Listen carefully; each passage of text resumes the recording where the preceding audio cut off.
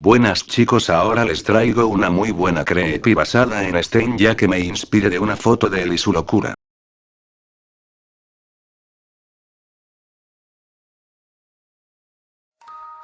Tengo que escribirlo antes de que sea demasiado tarde.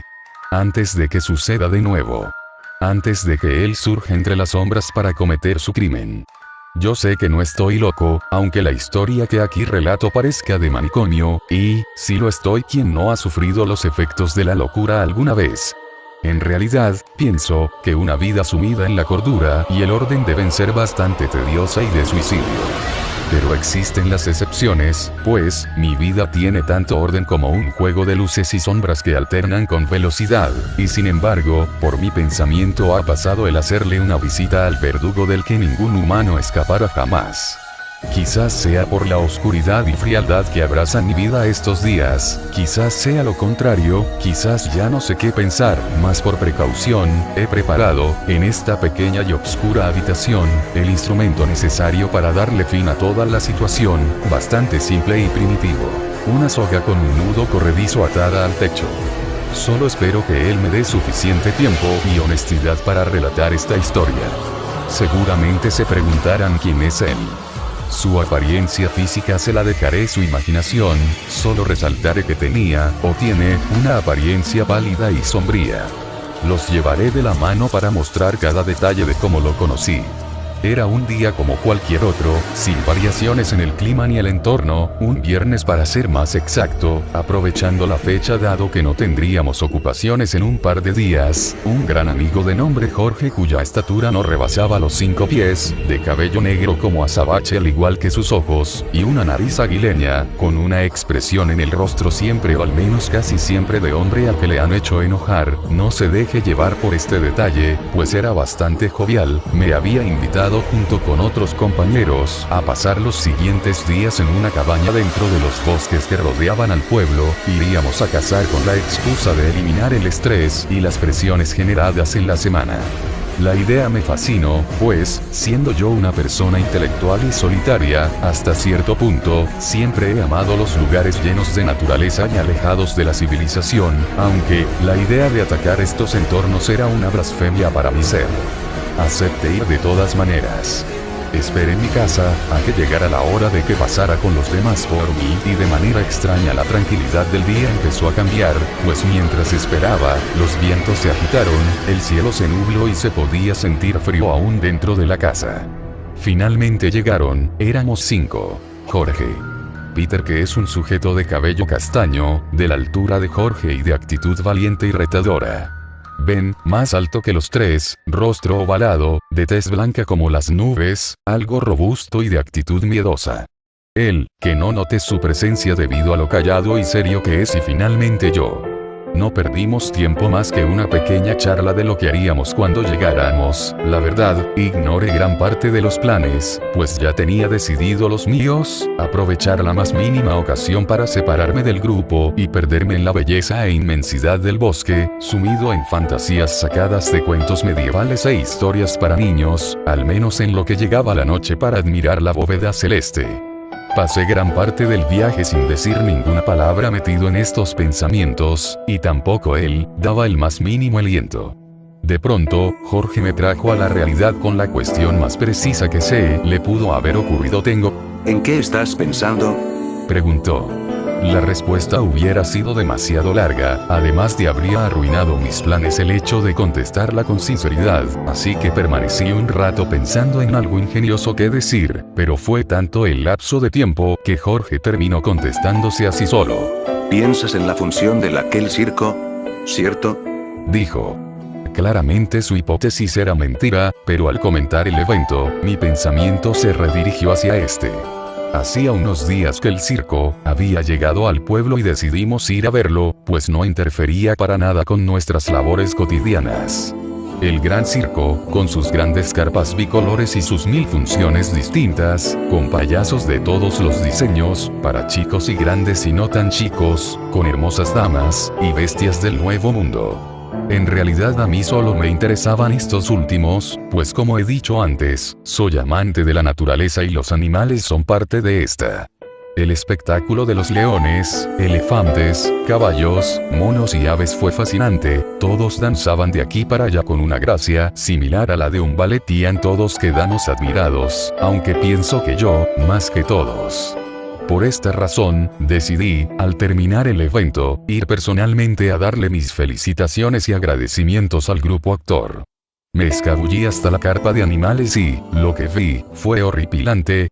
Todos los animales estaban enjaulados en condiciones nauseabundas, en espacios muy reducidos, tanto que sus desperdicios se mezclaban con sus alimentos, y estos se revolcaban en ambos. No faltaba el que, debido a algún accidente, tenía un miembro fracturado o inservible, pero como los demás seguían estables, se le seguía usando para las funciones, a pesar del dolor que esto causaría. Las jaulas junto con los animales, además, estaban manchadas de sangre. Los condenados tenían una cara de desesperación y deseos de muerte. Esto último se volvía realidad, pues la sangre era proveniente de otros animales, que cuando estaban demasiado viejos, servían de alimento para los demás, y pude presenciar este acto, el cómo arrojaban un brazo para los leones, o las viseras para los elefantes. En ese momento me entraron mareos, ganas de vomitar o desmayarme. ¿Cómo podían hacerles eso? A esos seres que tanto apoyo les habían brindado. A esos que saben dar mejor amor y mayor fidelidad que el mismo ser humano. A esos que en la soledad de infancia, eran los únicos que me arrebataban una sonrisa, era inhumano.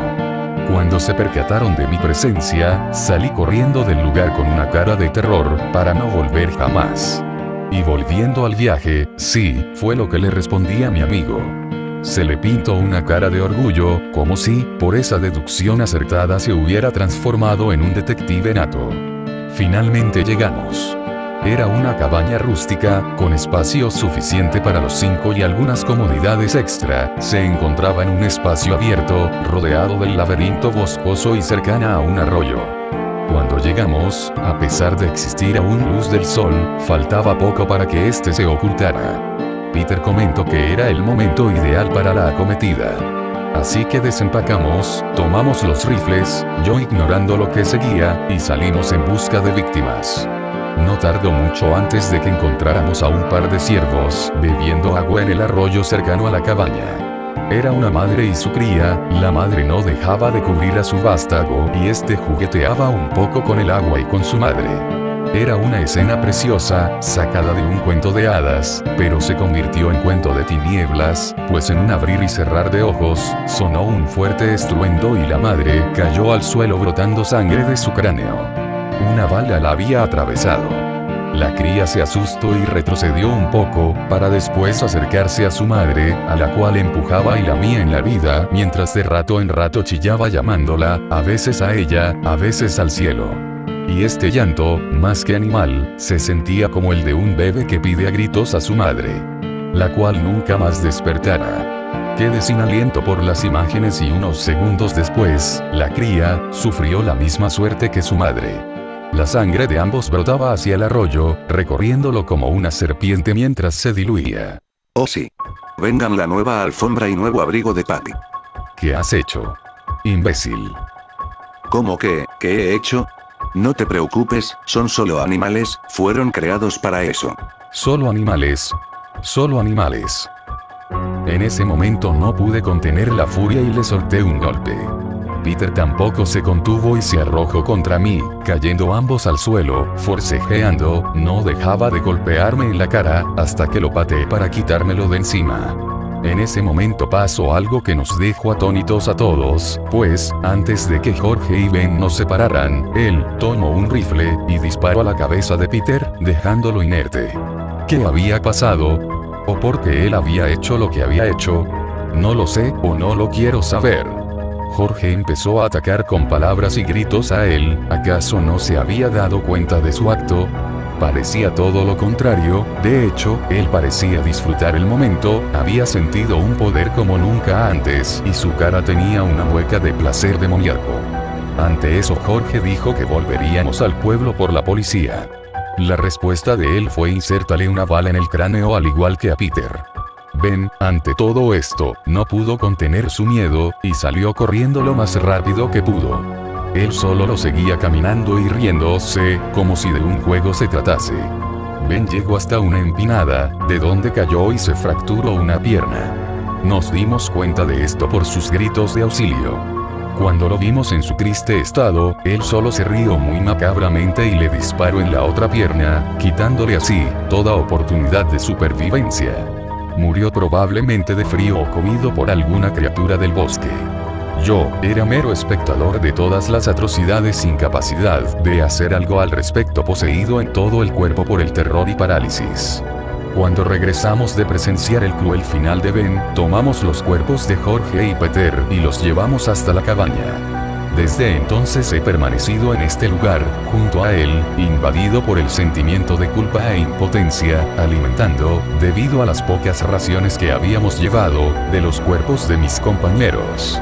Estoy sumido en la desesperación, el miedo, la tristeza y más que nada, la locura. Él sin embargo ha estado frío y callado desde entonces.